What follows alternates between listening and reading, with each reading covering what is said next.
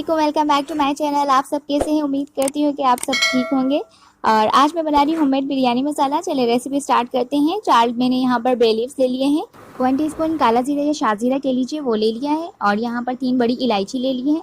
और छोटी सी टुकड़े यानी जायफल और जावित्री के थोड़े छोटे छोटे से पीस ले लिए हैं। 3 सिनेमन स्टिक्स ले ली हैं।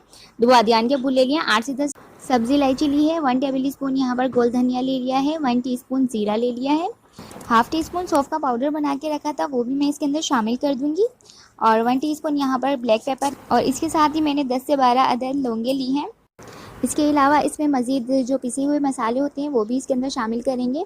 और यहाँ पर ये है 1 टेबल स्पून लाल मिर्च पाउडर, 1 टीस्पून देगी लाल मिर्च, और हाफ़ टी स्पून यहाँ पर ली है हल्दी। ठीक है, अभी ये तमाम मसाले जो है ना पीस लिए जाएंगे।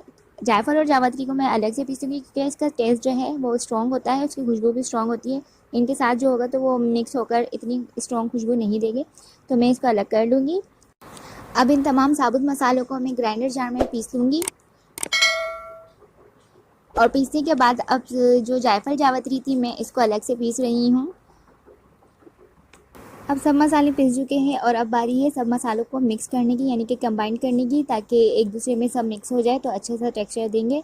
अब ये जो तमाम ड्राई मसाले थे सबसे पहले वो मैं इसके अंदर शामिल कर दूंगी, और जो ग्राइंडर जार वाला था वो भी अब इसके अंदर शामिल कर दूंगी। 1 किलो बिरयानी के लिए बेस्ट फार्मूला है, तो आप इसको घर में ज़रूर ट्राई कीजिएगा। अगर आपको ये रेसिपी अच्छी लगी हो तो like, comment, share and subscribe ज़रूर कीजिए, और बेल आइकन को भी प्रेस कर लीजिए ताकि मेरी हर नई आने वाली वीडियो आपको जल्दी वक्त पर मौसूल हो सके। और अब ये देखें मैंने तमाम मसाले मिक्स कर दिए हैं, और मिक्स करने के बाद अब हमारा जो बिरयानी का मसाला है तैयार हो चुका है।